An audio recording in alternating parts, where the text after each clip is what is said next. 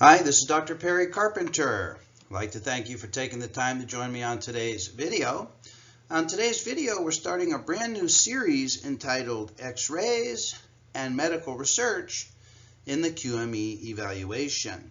And I have a fascinating program for you that's chock full of brand new ideas that I'm certain will make a dramatic and an immediate impact on your QME practice if you will only implement the ideas contained within this program.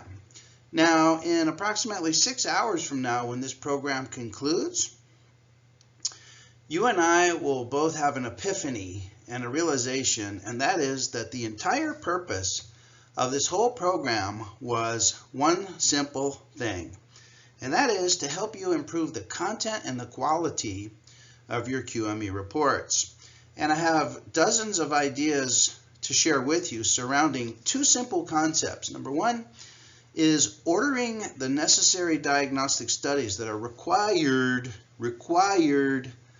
by the AMA guides, which many doctors fail to order the necessary and required diagnostic X-ray studies for their evaluation. So that's number one.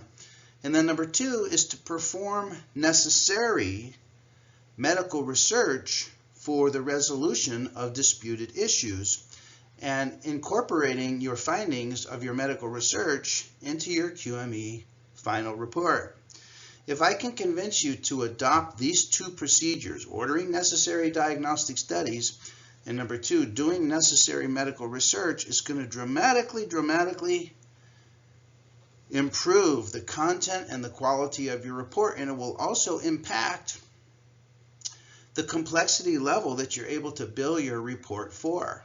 Now, this may come as a surprise to you, but the Division of Workers' Compensation favors reports that include medical research within the body of the report. So the Division of Workers' Compensation has no problem to begin with, and they actually prefer, encourage, and favor reports that include medical research within the context and content of the body of the report. But many doctors fail in these two procedures. They fail to order necessary diagnostic studies to begin with, and they fail to embrace the opportunity to include medical research within the content and the body of the report. And I want to talk to you in great detail and great length, and we're going to go through a great dissection of these two topics within this series. And then I'm going to share with you five examples of cases that have included medical research within the body of the report. And I'm going to share with you how the medical research dramatically contributed to the opinions and conclusions of the qualified medical evaluator's report, and how the medical research was pivotal, and how the qualified medical evaluator could not have, without the medical research, could not have provided opinions and conclusions that qualified as substantial medical evidence in the absence of medical research, which supported the qualified medical evaluator's opinions and conclusions in the end of the report. So many times qualified medical evaluators are providing opinions and conclusions in the report that really do not qualify as substantial medical evidence because they're not supportable. They're simply the evaluator's opinion. They're simply the evaluator's opinion.